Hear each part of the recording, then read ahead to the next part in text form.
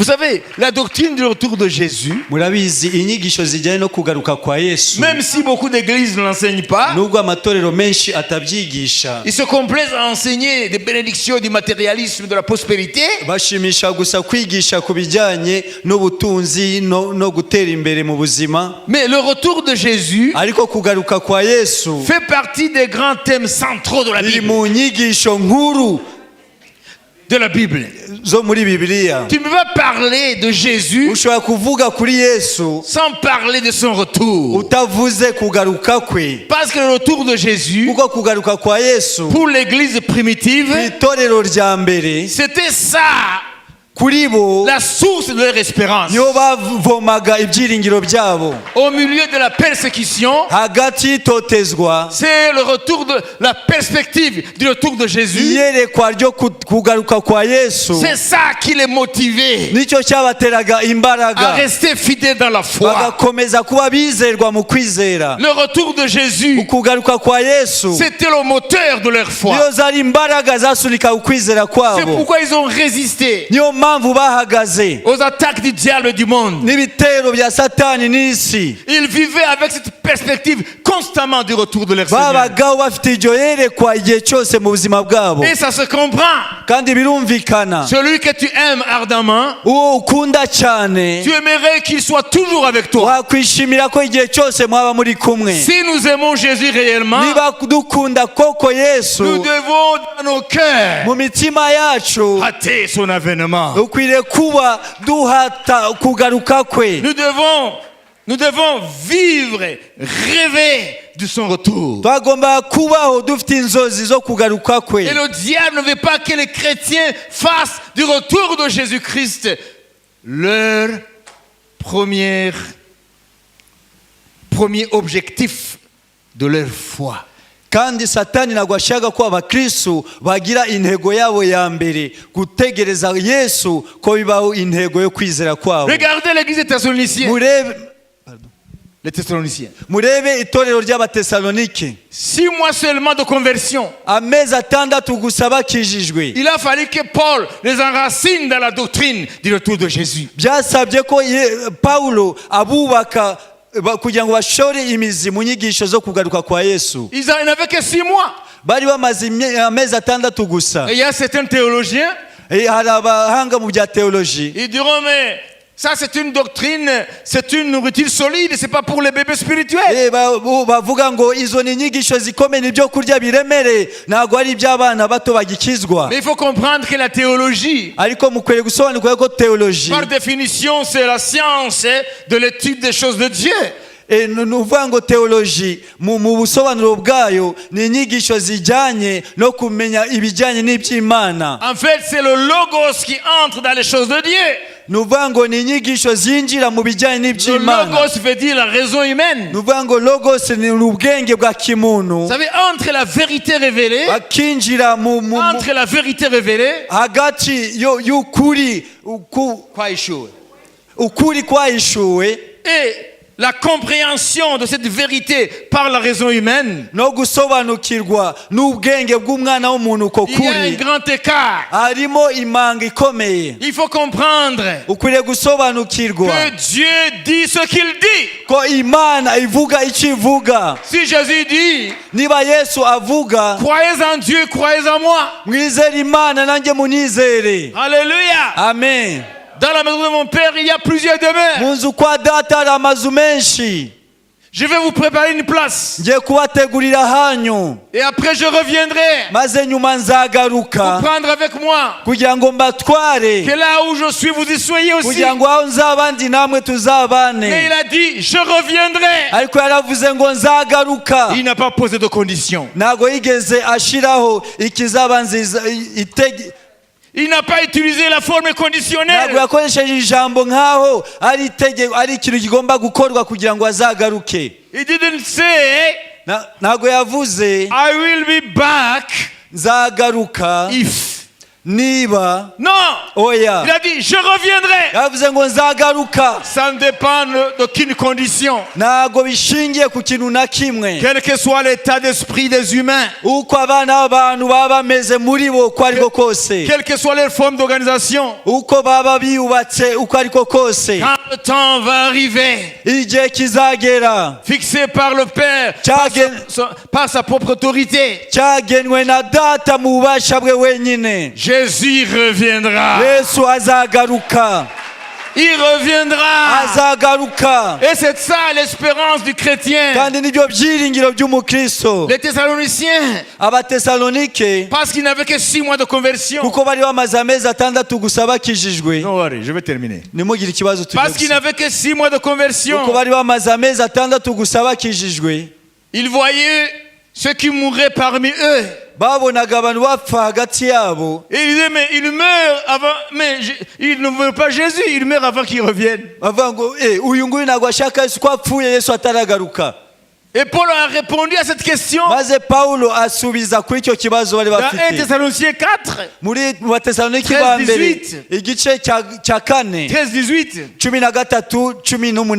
Il dit, ne vous attristez pas, avuga ngo nimubabare parce que les justes vous quittent. kuko abakiranutsi babakuwemo Ça veut dire, il meurt avant le retour de Jésus. ko bapfuye mbere yuko yesu agaruka Et il a parlé de l'enlèvement de l'église. maze abasobanurira ibijyanye no kuzamurwa kw'itorero Le mystère de l'église. ubwiru bw'itorero Que ceux-là pour lesquels vous pleurez, kuri abo ngabo muri kuririra nous ne les dévancerons pas ntabwo tuzababanziriza avant que, lorsque Jésus va revenir, igihe yesu azagaruka avec l'archange et la dernière trompette, n'umumarayika ukomeye uzavuza impanda et lorsque la trompette va sonner, igihe impanda izavuga ceux-là qui nous ont dévancés dans la mort, abo ngabo bapfuye mbere yacu hein, nous ne les dévancerons pas. ntabwo tuzababanziriza En un kuzuka clin d'œil, mu kanya ko à la kubumba dernière trompette, ku mpanda ya marayika lorsque la trompette sonnera, igihe impanda izavuga ils résisteront niyo premièrement. bazazuka ba mbere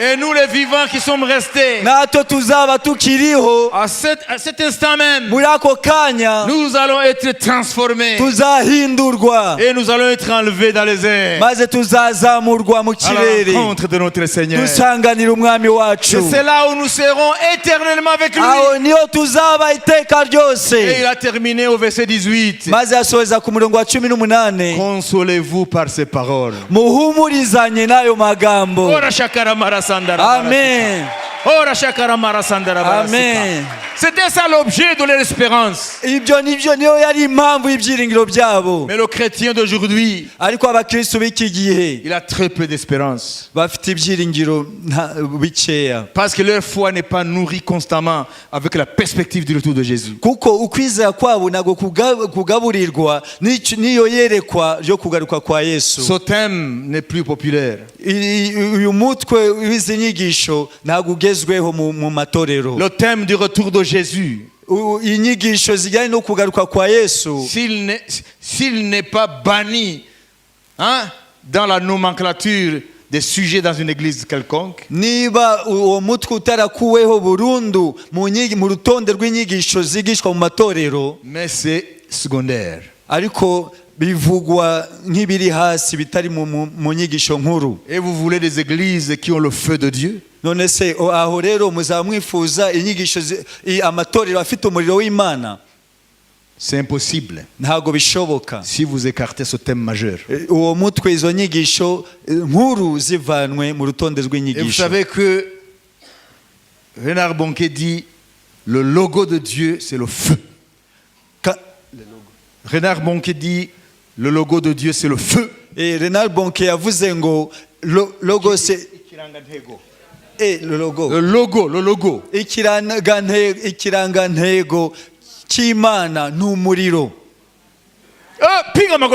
Amashi menshi ku mwami Yesu. Dès le début, lorsque Dieu se révèle aux hommes, igihe Imana yagiye yishurira abana b'abantu, suivez le parcours de la révélation de Dieu. murebe uko Imana yagiye ibishurira. Dieu se révèle toujours igihe cyose Imana yishura dans le feu. mu muriro. Je vais vous amener quelques secondes ndashaka kubereka mu masegonda dans make ce cheminement de révélation. muri urwo rugendo rwo kwishura. Qu'est-ce qui s'est passé lorsque Dieu a parlé pour la première fois à Moïse? Niki cyabaye bwa mbere Imana ivugana na Mose? Dieu s'est révélé à Moïse dans une buisson fumante. Imana yishuriye Mose mu gihuru cyaka umuriro n'igikonkoke. Ça c'est le feu. Uwo ni umuriro. Dieu a parlé dans le feu. Imana yavugiye mu muriro. Suivez-moi. Munkurikire. Unanifuata? Uri kunkurikira?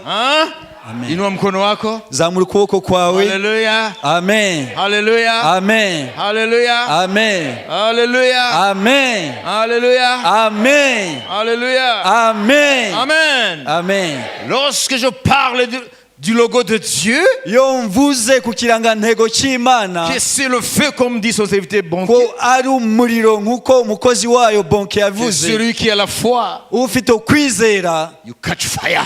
acakira umuriro. Alléluia. Amen. Alléluia. Amen. Je ne vais pas parcourir tout le cheminement, mais nous allons faire quelques kilomètres, n'est-ce pas? Ntabwo turi buvuge Dans la révélation du logo de Dieu. urugendo rwose rwo ruhishura cya kirangantego cy'Imana, ariko turavuga hamwe na hamwe gusa. Dieu se révèle pour la première fois à Moïse dans le feu. Imana yishura Mose mu muriro. Dieu descend sur le mont Sinaï pour parler à son peuple qui vient de libérer de l'esclavage en Égypte. Imana yishura ku musozi wa Sinayi ije kwishura ubwoko bwayo yavanye muri Egiputa, yishura mu muriro. Le matin, le peuple, les Hébreux se réveillent. Mu gitondo ubwoko burabyuka mu gitondo. Et ils sont réveillés par un spectacle terrible. Bakanguwe n'ibintu biteye ubwoba. Le mont Sinaï commence à danser. Umusozi wa Sinayi utangira kunyeganyezwa. Vous avez déjà vu une montagne danser? Mwari mwabona umusozi ubyina? Mais ce jour-là, la montagne a dansé. Kuri uwo munsi umusozi warabyinye. La montagne dansait à la gloire du Créateur. Umusozi warabyinye kubw'icyubahiro cy'Imana. Et lorsqu'ils ont regardé à travers les petites tentes, rero barungurutse binyuze mu mahema yabo, ils ont vu de loin la montagne non seulement danser, mais le sommet était en fumée. Bararebye barebeye kure babona umusozi si ukubyina gusa ahubwo ari umuriro. Ku mpinga y'umusozi ari umuriro. Le feu. Umuriro. Et Dieu, lorsqu'il est descendu pour parler, maze Imana imanutse kugira ngo ivugane nabo, il parlait à travers ce feu. Yavugiye muri uwo muriro. Parce que Dieu, kuko Imana, comme dit Bonke, nkuko Bonke avuga, son logo c'est le feu. Ikirangantego cyayo ni umuriro. Amen. If you want to talk about God, talk about fire. Niba ushaka kuvuga Imana, vuga umuriro. Alors, nous allons continuer. Rero turakomeje urugendo. Alléluia. Amen. Lorsque les premiers sacrificateurs ont commencé leur travail, leur sacrificature, igihe abatambyi ba mbere batangiye umurimo wabo w'ubutambyi, c'est Aaron et ses fils. Ni Aroni n'abana be. Amen. Amen. Alléluia. Amen. Avant qu'ils apportent le feu étranger, mbere yuko bazana umuriro w'abanyamahanga,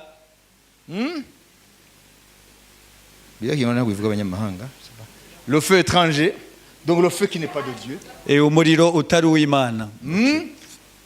Dieu lui-même a amené le feu. Imana ubwayo yamanuye umuriro. Le feu qui a brûlé le premier sacrifice est venu de Dieu. Umuriro watwitse igitambo cya mbere waturutse ku Mana. Vous avez appris que chaque tribu, chaque famille avait sa bannière. Mwize ko buri bwoko mu miryango 12 ya Isirayeli yari ifite ibendera ryayo. Dans les campements, dans leur marche. Uburyo bashingaga amahema yabo no ku rugendo rwabo. C'est bien. Mais Dieu aussi avait sa bannière. Ariko Imana nayo yari ifite ibendera ryayo. Qui allait devant? C'était Dieu ou le peuple? Ninde wari uri imbere? Ni Imana cyangwa ni ubwoko? Bien sûr, Judas allait devant d'autres tribus. yego yuda niyo C'est ce qu'ils ont wabanzirizaga appris. niyo wabanzirizaga mu urugendo ayandi moko, Parce que Ruben devait être le premier, kuko rubeni niyo wagombaga kuba imfura, mais il a connu la couche de son père. ariko yaryamye ku buriri bwa se, Et son père l'a maudit maze se aramuvuma. par voie de conséquence. Niyo mpamvu Il a perdu son droit d'aînesse. yatakaje rero ubutware bwo kuba Et imfura. Judas a pris le droit d'aînesse. maze yuda afata ubwo butware bwo kuba imfura, Il est devenu l'aîné. rero niyo wahise aba imfura. Voilà pourquoi celui qui était le premier avec sa bannière. Niyo mpamvu ariwo wabanzirizaga abandi n'ibendera rye. Et Saül a perdu son droit d'aînesse au profit de son petit frère Jacob. Na Esawu yatakaje ubutware bwo kuba imfura ku muvandimwe we Yakobo. Et Ruben Na Rubeni a perdu son droit d'aînesse yatakaje ubutware bwo kuba imfura, au profit de Judas. Yuda rero niwe wafashe ubwo butware. Voilà pourquoi Jésus n'est pas né dans la tribu de Ruben, mais Niyo dans la tribu de mpamvu Judas. Yesu atavukiye mu muryango wa Rubeni akavukira mu muryango wa Yuda. Alors, est-ce que Judas qui était devant avec sa bannière, c'est lui qui était devant et Ese Dieu était Yuda derrière Judas? wabanzizaga abandi n'ibendera rye niyo wari imbere, Et les autres suivaient? Et Dieu suivait? maze Imana ikagenda inyuma Non, yabo? dans l'ordre de marche, Oya, ku itegeko rero ry'urugendo, avant que la première tribu lève sa bannière, son étendard et marche, mbere y'umuryango wa mbere kugira ngo izamure ibendera ryayo itangire urugendo, c'est Dieu qui commençait le premier à lever sa bannière. Imana niyo yabanzaga kuzamura ibendera ryayo, Et sa bannière s'appelle, kandi ibendera ryayo ryitwa, parce que c'est lui qui devait montrer le chemin. kuko niyo yagombaga gutanga inzira. Sa bannière était Ibendera ryayo ryari une colonne de feu. inkingi y'umuriro. Le jour, ça devenait une colonne de nuée, mais la nuit, une colonne de feu. Ku manywa yahindukaga igicu, nijoro ikahinduka inkingi y'umuriro, Parce que le logo de Dieu, c'est le feu. kuko ikimenyetso cy'Imana ni umuriro. Et tu ne peux pas marcher avec Dieu Ntushobora kugendana n'Imana si tu ne comprends pas sa nature. udasobanukiwe icyo Imana iri cyo, Que Dieu est un feu. kandi Imana ni umuriro. Alors, écoutez, Mwumve rero, laissons l'Ancien Testament. reka tuve mu isezerano rya kera Prenons la Nouvelle Alliance. twinjire mu isezerano rishya. Lorsque le Saint-Esprit est descendu à Jérusalem, Igihe Mwuka Wera yamanutse Yerusalemu, il n'est pas descendu dans des glaçons. ntago yamanutse Des glaçons. ntago Ou de la yamanutse glace. ntago yamanutse mu rubura, Il est descendu dans le feu. yamanutse mu muriro.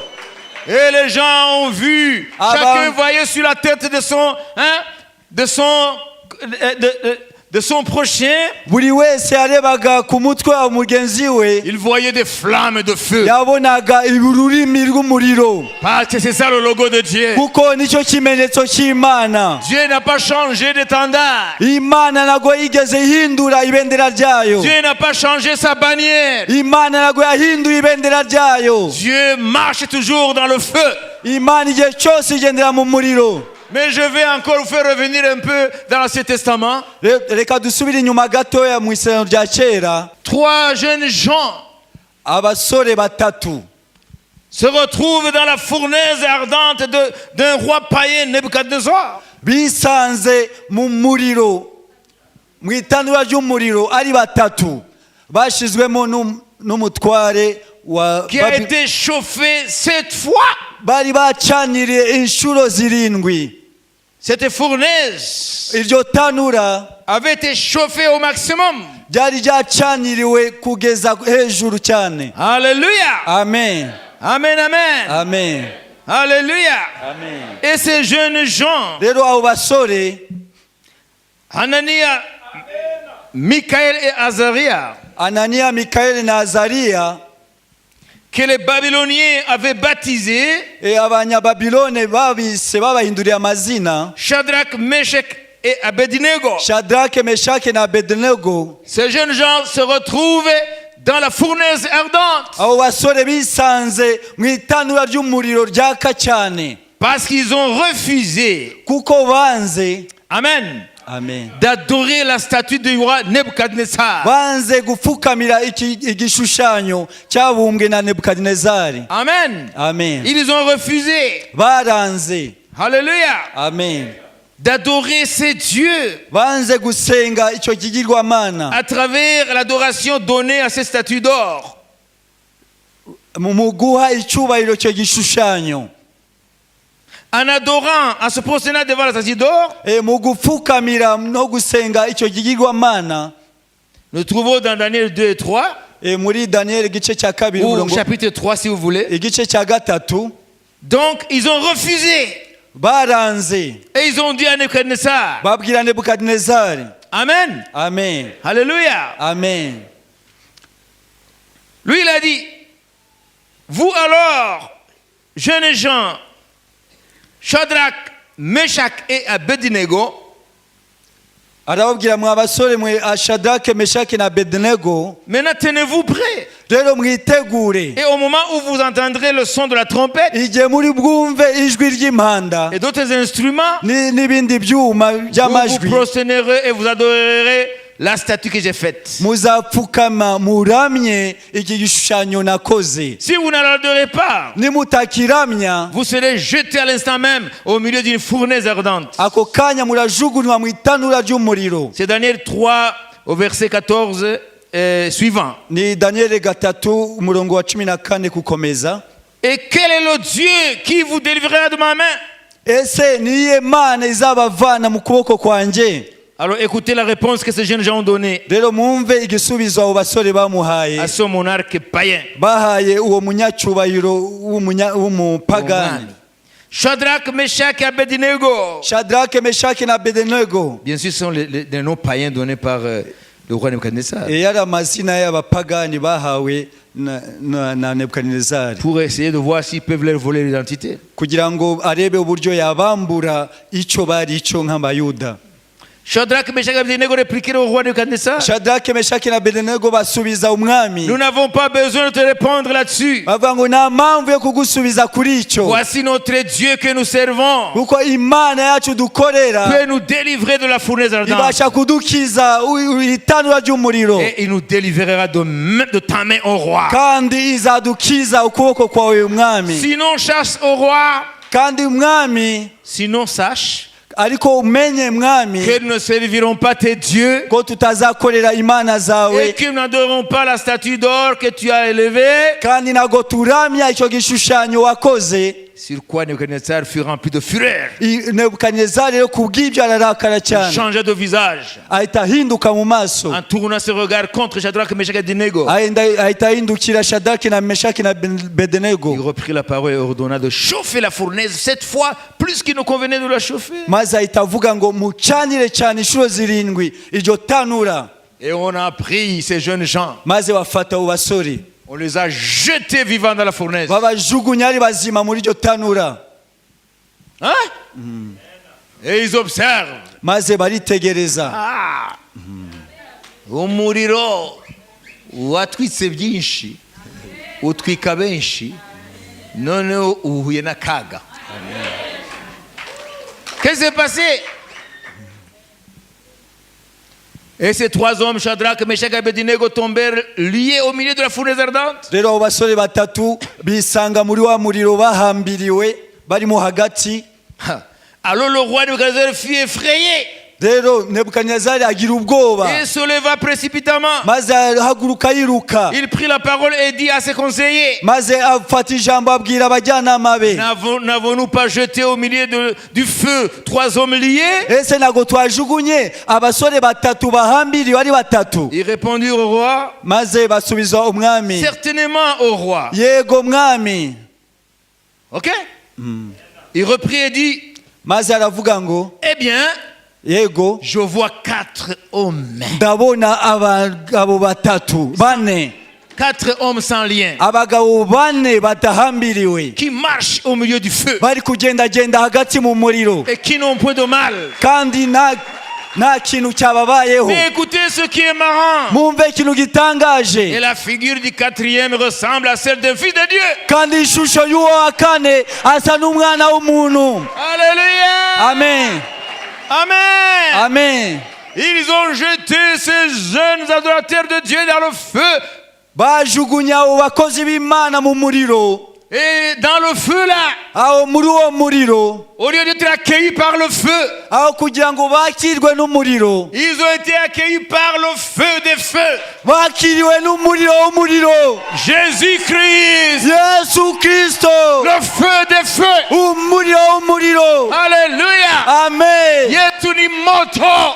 Umuriro w'umuriro. Yesu ni moto. Yesu ni umuriro. Wa mioto yote. Umuriro uri hejuru y'imiriro yose. Dawa ya moto ni moto. Umuti w'umuriro ni umuriro. Yesu ndiye dawa ya moto. Yesu niwe muti w'umuriro. Ah, écoutez-moi très bien. Écoutez-moi très bien. Munyumve neza Wandugu yangu, bavandimwe, ouvrez vos émotions. mukingure amarangamutima yanyu, Ne soyez pas comme des cailloux nimumere nk'amabuye. ou des pierres. Des cailloux, des pierres, des roches. Harabaho utubuye duto, hakabaho amabuye, hakabaho n'ibitare. Ouvrez votre cœur. Mukingure imitima yanyu, Dans une fraction de seconde, mu kanya gato le feu va tomber sur votre cœur. umuriro urabamanukira. Alléluia. Amen. Suivez la scène. Mukurikire uko byagenze, Suivez la scène. mukurikire. Il jette 3 jeunes gens adorateurs du Dieu vivant.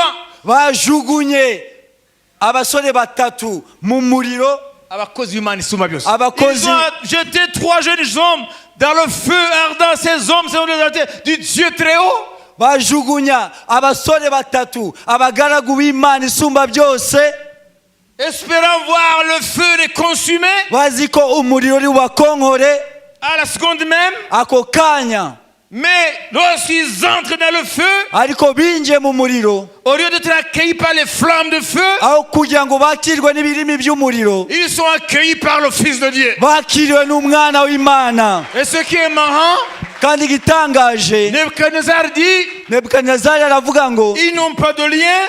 ntago bahambiriwe, Kandi babajugunye babahambiriye. Ils n'ont plus de lien. ntago bagihambiriwe. Pas seulement ça, Si ibyo gusa, le feu ne leur cause aucun tort. umuriro nta kintu wabakozeho ku mubiri. Pas seulement ça, Si ibyo gusa, ce qui est étonnant, igitangaje, ils marchent dans le feu. bari kugendagenda mu muriro. Alors, écoutez-moi. Rero munyumve, Si vous voulez que Jésus marche dans votre vie, niba mushaka ko Yesu agenderagenda mu buzima bwanyu, Jésus ne marchera jamais dans le frigo. Yesu ntabwo azagendera muri firigo. Jésus ne marchera jamais dans un cœur qui est froid. Yesu ntabwo azagendera mu mutima ukonje. Jésus ne marchera jamais dans un cœur indifférent.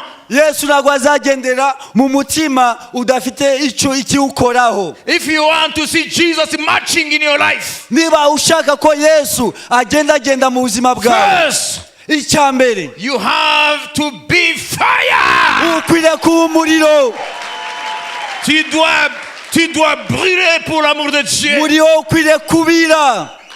Lorsque les 2 disciples qui partaient de Jérusalem à Emmaüs, Igihe babigishwa bavaga Yerusalemu bajya Emausi, ils étaient dans la tristesse bari bafite agahinda. et Jésus a fait route avec eux. Yesu rero agendana nabo. Et lorsqu'ils ont eu la révélation que c'était lui, Rero igihe bahishuriye ko ari we, ari Yesu bari kumwe, et quand il les a quittés, amaze kugenda, l'un dit à l'autre, umwe abwira mugenzi we, lorsqu'il marchait avec nous, igihe twagendanaga nawe, en nous, muri twe, il y a un feu qui brûlait. hari umuriro wari uri guca kwaka. Jésus ne marchera jamais dans une vie frigorifiée. Yesu ntabwo azagenda mu buzima mu mutima hakonje. Ntabwo Imana izagendera mu buzima bw'ibarafu. Jésus ne marchera jamais dans une vie indifférente à ce qu'il est. Jésus ne marchera jamais dans une vie qui est indifférente pour ce qu'il est. Yesu ntabwo azagendera mu buzima bw'umuntu yesu icyo ari cyo Umwirengagiza. ntacyo bigutwaye ntabwo bigukoraho umwirengagiza. Tu es content de venir à l'église, point final. wowe ukumva kuba mu itorero gusa ari byo biguhagije. Il n'y a aucun feu en toi. muri wowe nta muriro na muke. L'amour, c'est un feu. urukundo ni umuriro. L'amour est symbolisé dans la Bible comme un feu.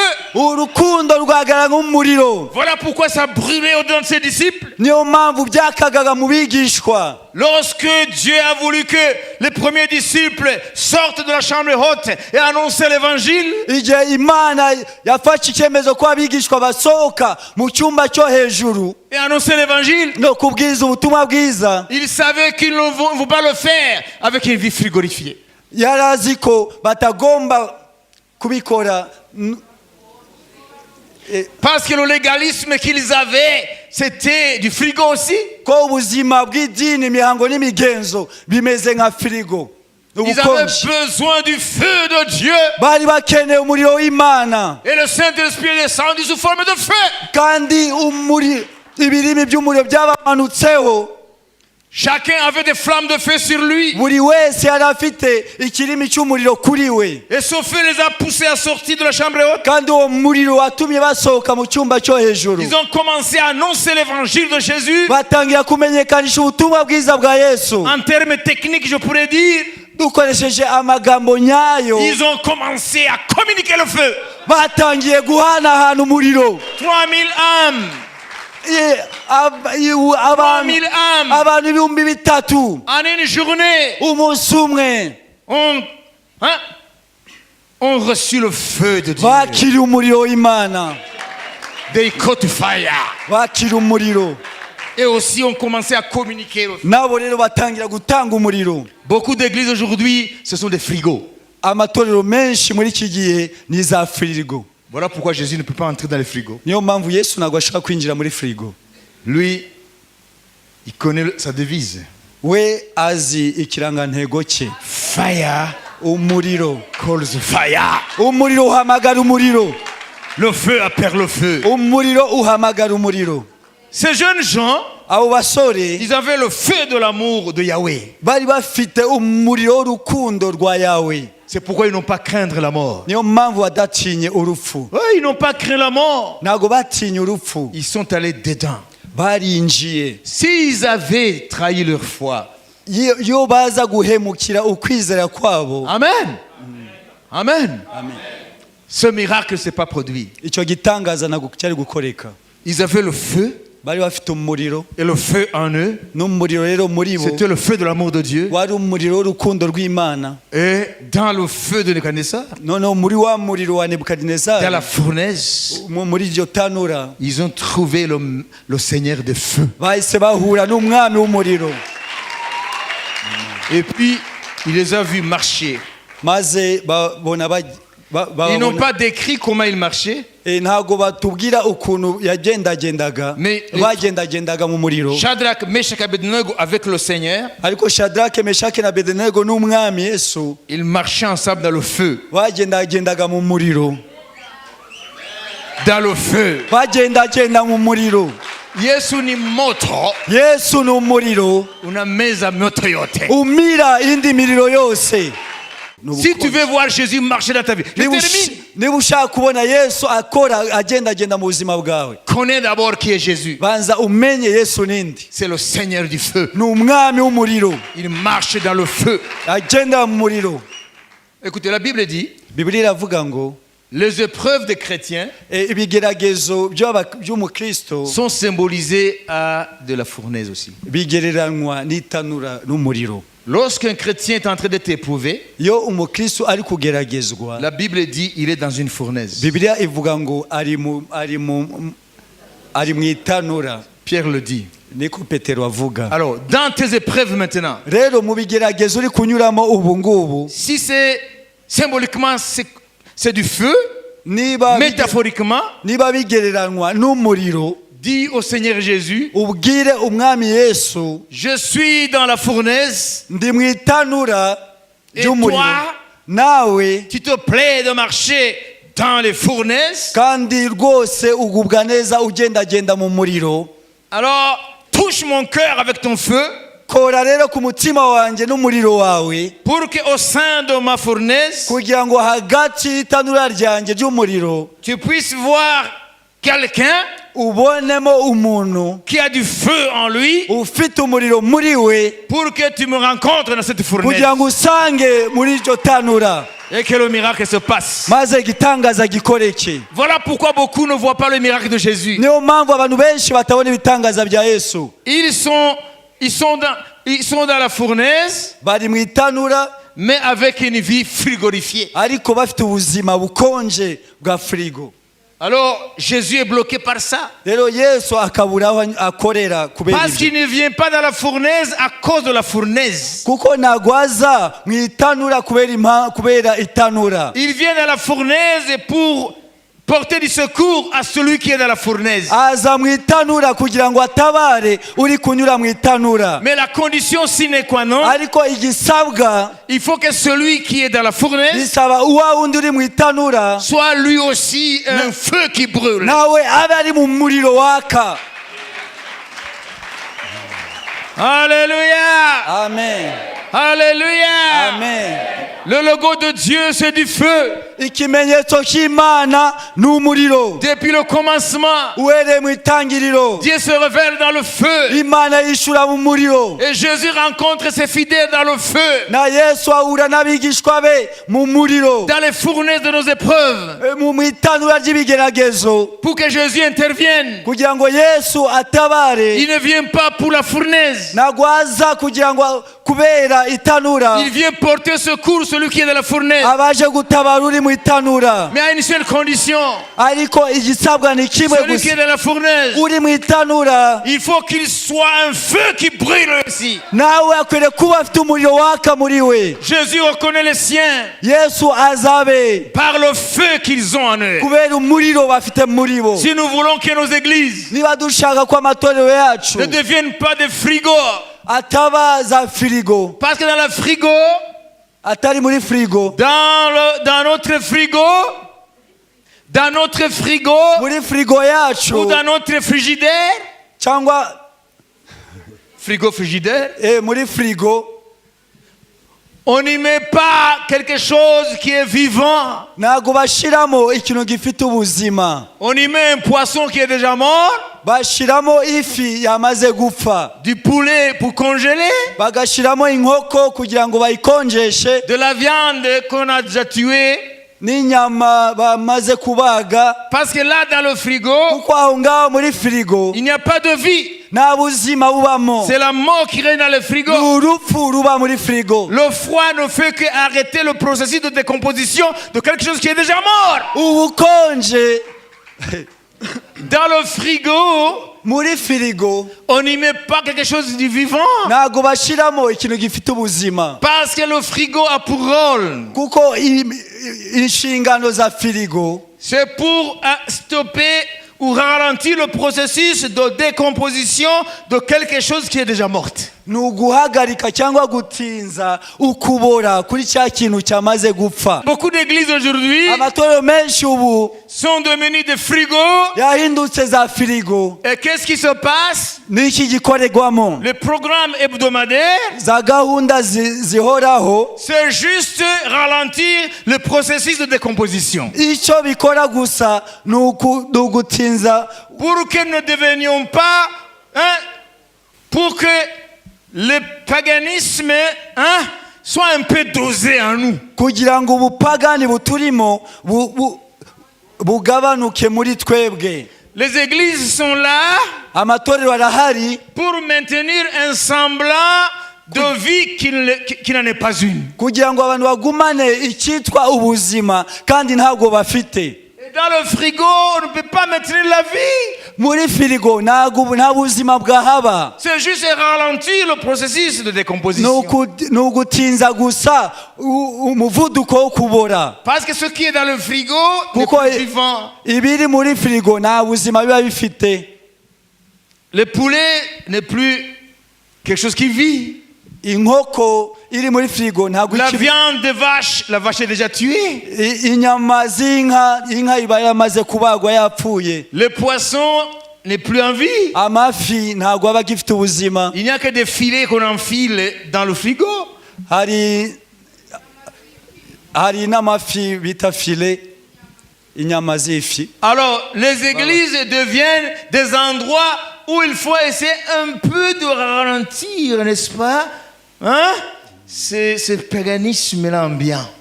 Rero amatorero umurimo akora ni ugutinza gusa no kwanga kugira ngo uko kubora ubwo bupagani butagwira mu buzima bw'abantu. Un peu chrétien, un peu païen. Ukaba uri umukristo agace kamwe n'ubupagani akandi gace. Dans ces conditions, Jésus n'entre pas. Aho rero Yesu ntashobora kwinjira. Vous avez compris? Amen. Parce qu'il ne vient pas s'asseoir, il vient marcher. Kuko ntago aza kwicara ahubwo abaje kugira ngo mugendane. Marcher, ça veut dire il vient donner l'impulsion de la vie de Dieu. Kugenda ni ukuvuga ngo abaje kugutera intege kugira ngo ukomeze ujye imbere. Prions pour que nos églises dusenge kugira ngo amatorero quittent l'état de frigidaire ave mu rwego rwo kubaza frigo et deviennent des fournaises ahinduke amatanura où chaque chrétien est un feu. aho buri mukristo ari umuriro. Un feu. Umuriro. Un feu. Umuriro De l'amour de Dieu. Umuriro w'urukundo rw'Imana. Que chaque chrétien aho buri mukristo devient un volcan en éruption. Ahinduka ikirunga kigiye kubira. Qui crache le feu. Kirekura umuriro. Qui consume les démons et les œuvres. Bitwika abadayimoni. Que l'église itorero soit un ensemble, une chaîne de volcans. Bibe ni nkuko wafata ibirungu ukabihuriza hamwe. Et que chaque volcan crache le feu. Aho buri kirunga kirekura umuriro. Et que les laves fumantes descendent dans le royaume des ténèbres. Noneho bya bikoma bikagenda bigatwika imirimo y'umwijima. Pour consumer les pieds des démons. Gutwika ibirenge by'abadayimoni. Et consumer les œuvres infructueuses des ténèbres. No gutwika imirimo y'umwijima. Si nous voulons que l'église Bethel niba dushaka ko itorero et Beteli d'autres églises, n'andi matorero que Jésus vienne ko Yesu aza et qu'il marche. akagenda agenda. Sachons aujourd'hui, umenye uyu munsi il n'a jamais marché dans le frigo. ko atigeze na rimwe agendera muri Il frigo. marche dans la fournaise. ahubwo agendera mu itanura. C'est là où il a trouvé Shadrach, Meshach et Abednego. Shadrake, Meshaki na Abednego C'est là où il les a trouvés. niwe yabasanze. Il ne les a pas trouvés dans le frigo de l'égalisme religieux. Ntabwo yabasanze muri frigo y'imihango n'imigenzo Religieux. y'idini. Il les a trouvés dans la fournaise. Yabasanze mu itanura. Dans la fournaise. mu itanura. Avec des cœurs qui bouillonnaient de l'amour pour lui. imitima yaka umuriro urukundo rw'Imana. C'est pourquoi Jésus dit, niyo mpamvu Yesu avuga ngo puisse être bouillant ou froid, ubire cyangwa se ukonje, puisque tu es tiède, kuko uri akazuyaza je veux te vomir. ndakuruka. Dieu veut que tu sois bouillant. Imana ashaka kubira, Et on ne peut pas bouillir sans le feu. kandi ntushobora kubira nta muriro. Il dit que vous soyez des frigos mube za frigo, ou que vous soyez des églises frigo mube amatorero frigo ou des églises fournaises. cyangwa amatorero itanura ry'umuriro. Mais sachez une chose, ariko mumenye ikintu je ne kimwe, marche jamais dans les églises frigo. ntago ngendera mu matorero ya frigo, Je n'opère jamais dans les églises frigo. ntago nkorera mu matorero ya frigo. Moi, j'agis dans les églises fournaises. je nkorera mu matorero ya itanura ry'umuriro. Alors, mon frère, ma soeur, rero muvandimwe mushiki wanjye, même si tu es prêt à partir, nubwo witeguye gutaha, tu ne dois pas faire taire ta conscience. ntabwo ukwiriye gucecekesha umutimanama wawe. Aujourd'hui, uyu tu munsi dois te regarder en face ugomba kwireba ukireba dans le neza, miroir de la parole de Dieu. ukwireba mu ijambo ry'Imana. Est-ce que ton cœur est un frigo ou est une fournaise? ese umutima wawe ni frigo cyangwa ni itanura ry'umuriro? Le feu est synonyme de passion pour Dieu. umuriro ni ishaka n'urukundo rwinshi Est-ce que tu rw'Imana. es passionné pour Jésus? ese ufite urukundo rwinshi rwa Yesu? Est-ce que tu as la passion d'annoncer Jésus? ese ufite ishaka ryo kumenyekanisha Yesu? Est-ce que tu as la passion de suivre Jésus? ese ufite ishaka ryo gukurikira Yesu? Est-ce que tu as la passion de parler de Jésus à ton ese ufite entourage? ishaka ryo kugenda uvuga Yesu ahantu hose? Est-ce que quand tu viens à l'église, c'est la passion qui t'y pousse? ese iyo uje ku itorero ni ishaka n'urukundo bikuzana? Est-ce que là où tu travailles, ese aho ukora, on reconnaît la passion que tu as pour ton ese sauveur? bakubonamo ishaka pour ton sauveur. kubw'umwami kumukiza wawe. Je dis juste quelque chose. Ndavuga ibintu bike gusa. Comme il y a des églises de frigo, Nk'uko hari amatorero ya frigo, c'est qu'il y a des cœurs frigo. bisobanura ko hari n'imitima ya frigo. Pas ces églises, c'est vous et moi. Kuko amatorero ni wowe nanjye. Si ton cœur n'est pas frigo, Niba umutima wawe atari frigo, alors il est tiède rero nta kazuyaza ou c'est une fournaise. cyangwa se ni itanura ry'umuriro. Jésus ne te dit pas qu'il se contenterait de marcher dans la tiédeur. Non. Yesu nta na rimwe uzumva avuga ngo yishimira kuba ahantu hari akazuyaza. Il ne marche ni dans le frigo, Ntabwo agendera muri frigo, ni dans la tiédeur. ntabwo agendera mu kazuyaza. Il marche dans la vie qui est bouillante pour lui, Agendera mu buzima bwaka umuriro kubwe, qui est prête à payer tous les prix witeguye gutanga ikiguzi cyaryo cyose pour que Jésus soit glorifié. kugira ngo Yesu ahabwe ikuzo. Inclinons nos têtes. Reka tubike imitwe yacu. Regarde-toi devant le miroir de Dieu. Wirebe imbere y'indorerwamo y'ijambo ry'Imana. Es-tu un frigo ou tu es une fournaise? Ese uri frigo cyangwa se uri itanura ry'umuriro? Et tu veux que Jésus vienne dans tes épreuves. Kandi ukaba ushaka ko Yesu aza mu byo unyuramo mu bigeragezo. Mais il te l'a dit catégoriquement. Ariko yabikubwiye yakweruriye Si neza. tu es un frigo, je ne viendrai pas. Niba uri frigo ntabwo nzigera nza. Je marche dans la fournaise. Ngendera mu itanura ry'umuriro. Parce que mon logo, c'est du feu. Kuko ikimenyetso feu. kindanga ni umuriro. Je ne vis pas dans le frigo. Ntago mba muri frigo. Je ne vis pas dans la tiédeur. Ntago mba ahantu hari akazuyaza. Je marche dans un cœur qui est bouillant pour moi. Gendera mu mutima waka umuriro nkanjye. Un cœur qui brûle. Umutima wakubira. Ugurumana, urukundo rw'Imana. Alors, si tu veux aujourd'hui Niba ushaka uyu munsi un attouchement de la part du Seigneur du feu, gukorwaho mu buryo bwihariye n'umwami w'umuriro, lève ta main là où tu es. uzamura ikiganza cyawe aho Dieu uri. va te toucher, mon frère, ma soeur. Imana iragukoraho muvandimwe. Et celui qui a levé sa main, Kandi wazamuye ikiganza cye, prends ton courage entre deux mains, viens ici devant. ugira imbaraga, utera intambwe, uze hano imbere. Dieu va vous donner du feu. Imana iraguha umuriro. Vous allez quitter la tiédeur et la froideur. Muraza kuva mu kuba akazuyaza no mu bukonje.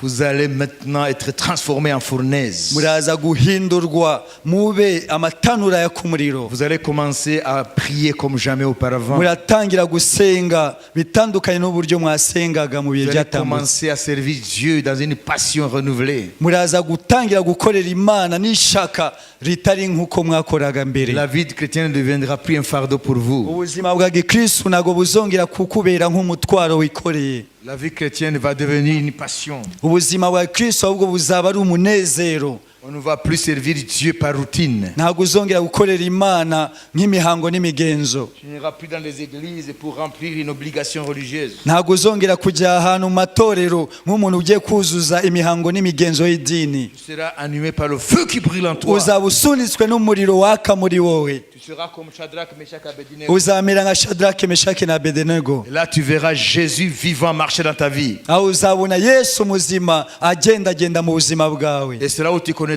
que les miracles n'ont jamais pris fin. Aho ni uzabona ku bitangaza bitigeze birangira. Tu sauras que Jésus ne change jamais. Uzabona ko Yesu atigeze ahinduka. Il marche avec celui qui est brûlant pour lui.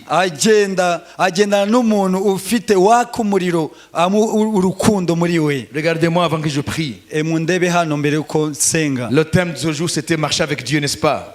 Muribuka ko umutwe w'inyigisho z'uyu munsi ni ukugendana n'Imana. On ne peut pas marcher avec Dieu Ntabwo ushobora kugendana n'Imana sans avoir la flamme de la foi. udafite uwo muriro wo kwizera muri wowe. La foi qui vient de l'évangile. Ukwizera kuva mu butumwa bwiza Et pour l'évangile. kandi bubeshwaho n'ubutumwa bwiza. La foi qui continue Ukwizera gukomeza à maintenir celui qui croit dans la justice de Dieu. gukomeza wa wundi ufite kwizera muri bwo. La foi qui amène la justice de Dieu et qui maintient le croyant dans cette justice. ukwizera kuzana gukiranuka kw'Imana kugufite kandi uko kwizera niko kurinda wa wundi ufite ko gukiranuka. Écoutez cette conclusion en une seconde. Mwumve indunduro mu mwanya mutoya. La foi qui nous vient de la révélation de l'évangile. La justice qui nous vient de la révélation de l'évangile. Ugukiranuka duhabwa no butumwa bwiza. La Bible appelle la justice de Dieu. Uko gukiranuka kwitwa gukiranuka kw'Imana. Pas notre propre justice. Ntabwo ari gukiranuka kwacu. Qui nous vient des œuvres.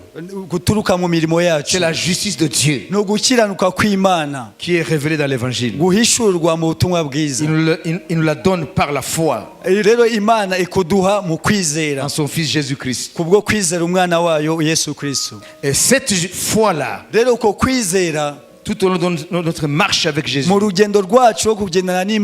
C'est cette foi qui nous maintient dans cette justice de Dieu. Voilà le danger qu'il y a.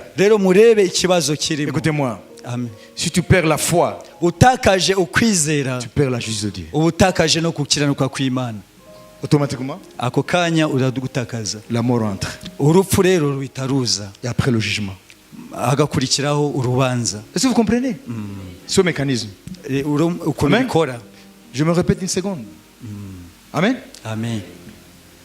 Nous ne naissons pas avec notre justice. Nous naissons sans justice. Et Dieu dans son amour, il a révélé sa propre justice dans l'évangile de Jésus. Et celui qui croit en Jésus, la justice divine devient sienne. Mais c'est pas fini. Parce que tu n'es pas mort. Comme le brigand à la croix. Qui a cru. On ne lui a pas donné la chance de survivre. Lui directement il est allé au ciel. Mais nous sommes encore là. Amen. Amen. Alors nous avons besoin de quelque chose qui nous maintient dans cette justice. C'est cette foi-là. Amen. Amen. Amen. Amen. Ça nous enracine dans la justice de Dieu. Et ça nous maintient dans la justice de Dieu. Alors, écoutez. Et Dieu dit, mon juste vivra par sa foi. Mais s'il se retire,